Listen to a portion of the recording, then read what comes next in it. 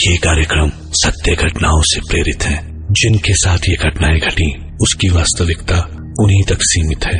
भूत प्रेतों और असामान्य विषयों के होने पर चैनल कोई दावा नहीं करता और न ही प्रोत्साहन करता है। क्या प्रेत मासूम हो सकते हैं? क्या आप सोच सकते हैं कि किसी प्रेत का दर्द सुनकर आपकी आंखों में आंसू छलक सकते हैं? पर सच यही है कि हमारे आसपास जाने कितने प्रेत खून के आंसू रो रहे हैं। और यकीन कीजिए कि अगर आप उनकी चीखें सुन सकें, वो सब जान सकें जो उन्होंने सहा है, तो आपके अंदर भी गुस्से का सैलाब उमड़ पड़ेगा।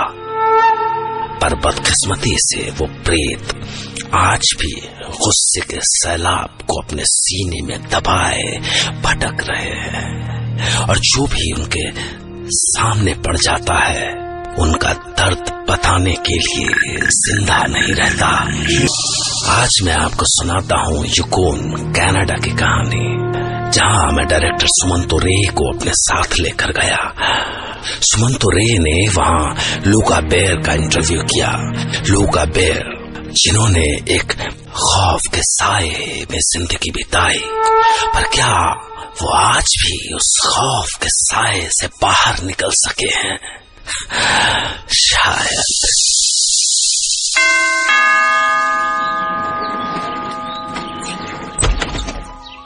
Hi. If I'm not wrong, you're Sumanto Ray, right? Yes. Please come in. Thank you. How was your journey? Well, no complaints. It was fine. So, आप उन दो भाइयों की कहानी सुनना चाहते हैं? लुका, पहले मुझे वो घटना बताइए जो आपके साथ हुई थी। मैं तब कुछ 20-22 साल का था। यूकॉन सिटी में नया नया जॉब लगा था मेरा। बैचलर था तो शाम को खाली हो जाने पर अक्सर कंट्री साइड एक्सप्लोर करने निकल जाता था। बहुत ठंडा इलाका है वो। एक दिन की बात है कि मुझे भटकते भटकते काफी देर हो गई। एक तो बर्फ में वैसे ही चलना मुश्किल हो रहा था और ऊपर से स्नोफॉल भी शुरू हो गया। मैं ठंड से ठिठुर रहा था।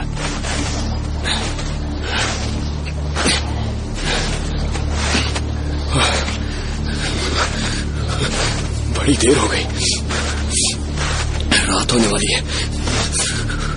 कहां फंस गया? कहीं रुकने का ठिकाना भी नहीं दिख रहा।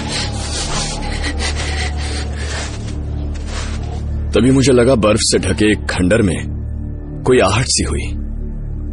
मैंने सोचा शायद कोई लोकल है तो कहीं शेल्टर मिल जाएगा। अरे कोई है वहां?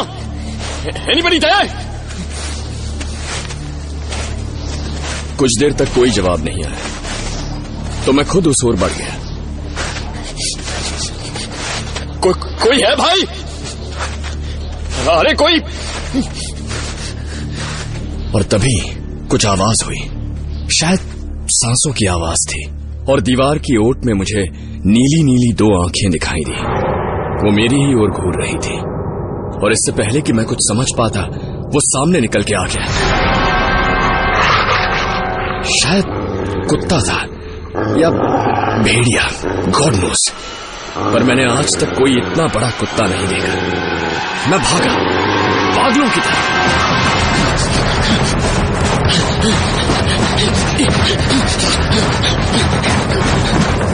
मैं पता नहीं कितनी दूर निकल आया था कि अचानक मैंने अपने सामने अंधेरे में एक रोशनी देखी।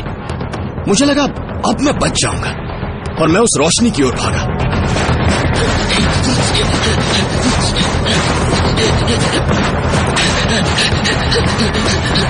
पर जैसे ही मैं उसके पास पहुंचा, मेरी चीख निकल गई।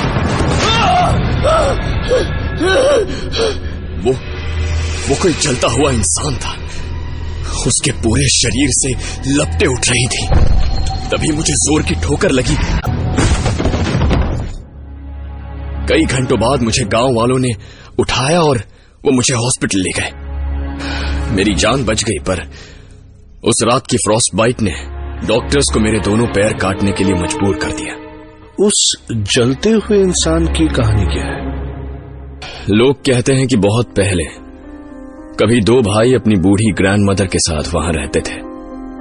उनका छोटा सा कैटल फार्म था, तो बस उनकी जिंदगी ठीक ठाक चल रही थी। एक दिन की बात है कि दोनों भाई जंगल से गाय चराने के बाद लौट रहे थे। भूख लग गई थी तो कस्बे की ही कॉफी शॉप में कुछ खाने के लिए चले गए। वहां जाने का एक और मकसद था कि वहां बीचों बीच एक बड़ा सा फायर प्लेस धधकता रहता था और सर्दी से बचने के लिए लोग उसके चारों ओर लगी चेयर्स पर बैठ जाते और बर्फीले मौसम में आराम से गर्म कॉफी पीते थे। बड़ी जोर की भूख लगी है भाई, कुछ लाने को बोलना। हाँ बोलता हूँ, 2 मिनट तो रुक जा भाई। हाँ सुनो भाई, 2 कॉफी देना और कुछ खाने के लिए भी। हाँ।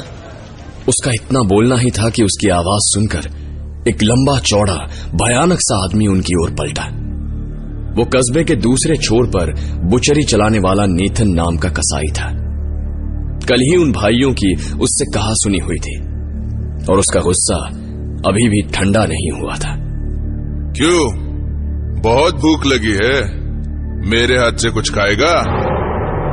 उसकी शक्ल देखकर दोनों भाई परेशान हो गए। क्यों कल की बात फिर से शुरू कर रहे हो? वो सब तो खत्म हो गया ना। खत्म तो तुम दोनों के साथ होगा। और तू क्या घूर रहा है मुझे, कुत्ते का पिल्ला? जो भी है हम दोनों के बीच है, छोटे भाई को मत घसीटो बीच में। अच्छा, मुझे धमका रहा है? मुझे धमका नहीं, समझा रहा हूँ। मुझे समझाएगा तू? हाँ, इधर आ, इधर आ। बहुत अकल आ गई है तेरी खोपड़ी में। हाँ? देखो मैं फिर से झगड़ा नहीं चाहता। अब झगड़ा तो कल ही शुरू हो गया था और अब खत्म तुम दोनों की मौत के साथ ही होगा। कसाई तो जैसे लड़ने पर ही उतारू था। छोटा भाई बात खत्म करने के लिए बीच में आ गया। चलो भाई, यहाँ से चलो भाई, चलो तुम यहाँ से। नहीं रुक जा, ये क्या समझ रहा है कि मैं इससे डर गया हूँ? मान जाओ भाई, तुम्हें मेरी कसम है। तभी कसाई ने छोटे भाई को धक्का दिया और वो लड़खड़ाता नीचे गिरा। अब चल हट। तेरी इतनी हिम्मत, छोटे भाई को मारा? मैं तुझे नहीं छोड़ूंगा। बस बड़ा भाई गुस्से से कसाई से उलझ गया। उसने कसाई को जोर से धक्का दिया और वो एक ओर गिर गया। इसके बाद तो कसाई गुस्से में खड़ा हुआ और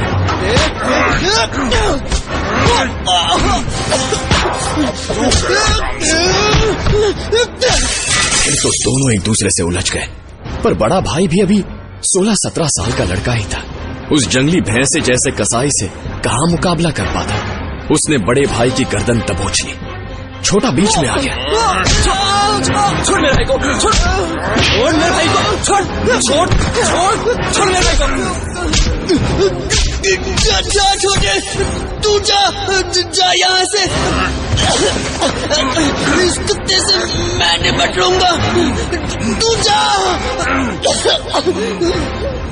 उसकी बात सुनकर कसाई का गुस्सा और बढ़ गया और उसने बड़े भाई को फायर प्लेस में धकेल दिया।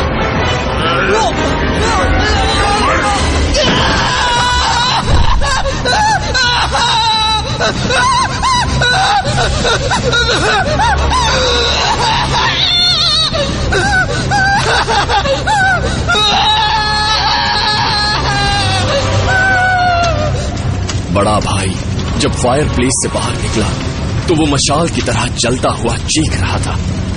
उसकी ये हालत देखकर छोटा भाई खौफ से जम गया। कसाई छोटे भाई की ओर पलटा। और अब तू मरेगा, जैसे वो जल रहा है ना, वैसे तू भी जलेगा कुत्ते के पिल्ले।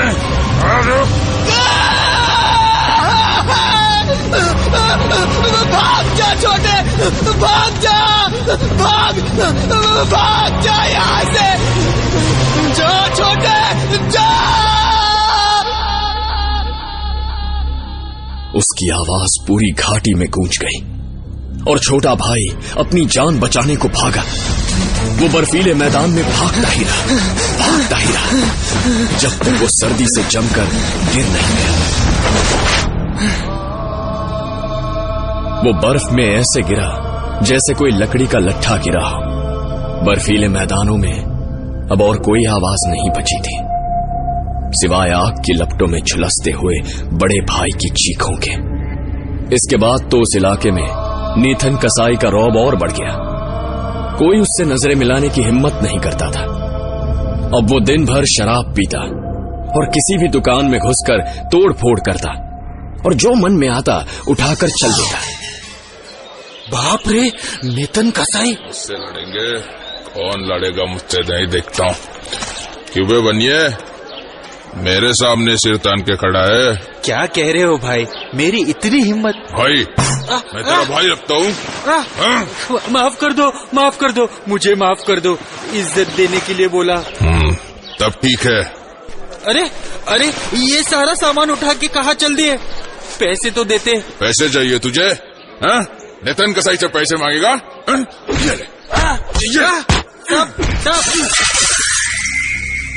दोनों भाइयों के मारे जाने की घटना को लगभग 10 बरस बीत चुके थे, जबकि नेथन कसाई ऐसे शान से जी रहा था जैसे जंगल में शेर जीता है। पर एक दिन वो शराब के नशे में बड़बड़ाता हुआ चला जा रहा था। शाम का वक्त होगा। रास्ता भटक कर वो कस्बे से बाहर निकल आया था। बर्फ भी पड़ने लगी थी। शेर हो यहाँ का मैं, कौन लड़ेगा मुझसे? चलो शेर से लड़ने चले सारे। ये रास्ता लंबा कैसे होता जा रहा है? अचानक उसे ठोकर लगी। आज का दिन ही खराब है।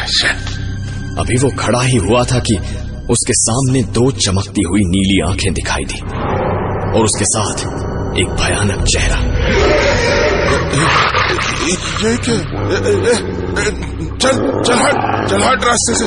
पर जब वो सामने आया तो कसाई इतना ऊंचा कुत्ता देखकर कांप गया। भगवान, हट जा मेरे रास्ते से, हट जा। कसाई ने पलटकर भागने की कोशिश की, तभी वो जानवर उस पर चढ़ा। उसने कसाई को जाने कितनी जगह से भाग दिया।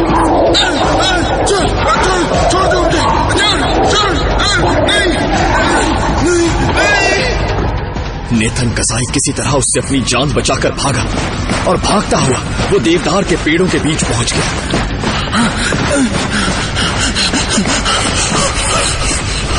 हे भगवान, क्या था वो?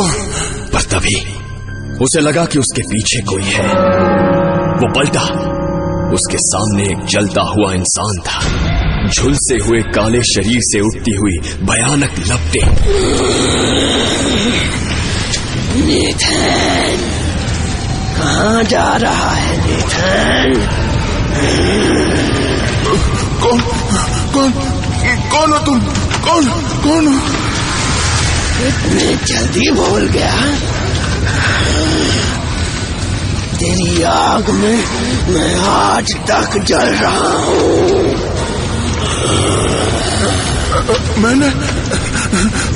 मैंने किसे जला? याद कर तुम्हें किससे जलाया था?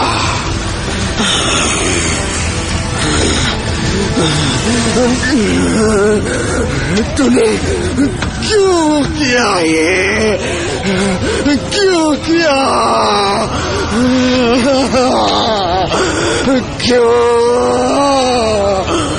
क्यों किया? मुझे जाने दो। क्यों? तूने मुझे मारा, मेरे भाई को मारा। सर्दी से कैसा अकड़ गया था वो,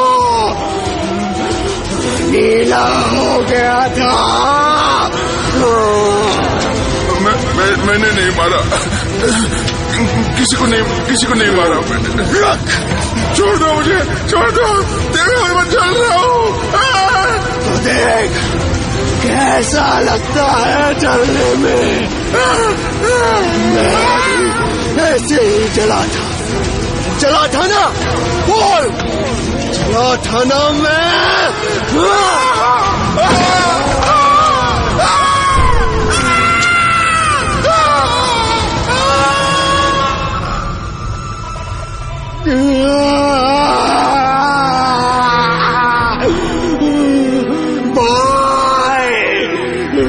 तू क्यों चला गया?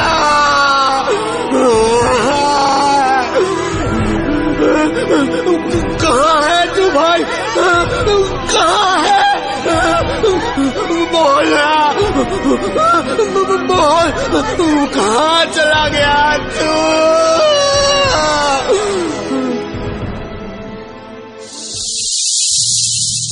नाथन कसाई को उसके किए का सिला तो मिल गया, पर एक सवाल का जवाब मुझे नहीं मिला कि इस कहानी में वो कुत्ता कहां से आया जिस कुत्ते के प्रेत को लूका ने भी देखा। गौथिक कहानियों में अक्सर एक वुल्फमैन या भड़मानुस का जिक्र आता है। कहीं ये जानवर कुत्ता न होकर भेड़िया तो नहीं था? मतलब कहीं मरने के बाद छोटा भाई भड़मानुस तो नहीं बन गया? सोचिए।